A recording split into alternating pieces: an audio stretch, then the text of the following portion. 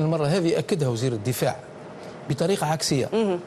قال أنه عندنا طائرات تنطلق من تونس، يعني تنطلق يعني للرصد، وفي نفس الوقت قال احنا ماناش متمكنين من التقنيات هذه بحيث ثم شكون يشغل فيها.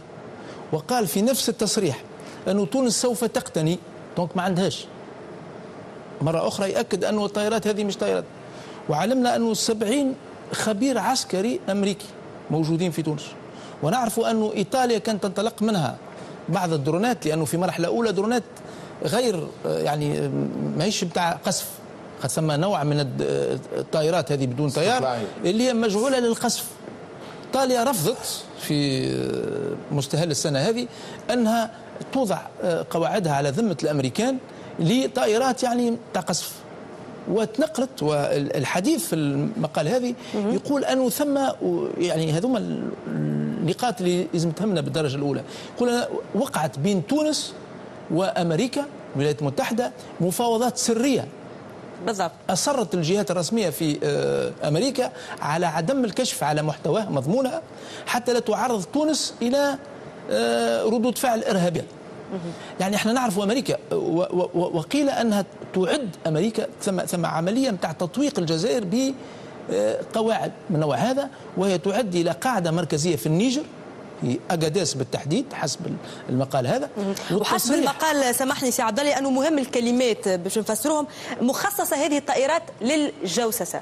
لا، المقال هذا اللي تعرضنا له وانا قريته بالكامل في جريدة واشنطن بوست، يقول أنه الجزائر مستهدفة، يقول بصريح العبارة أنه الجزائر مستهدفة. و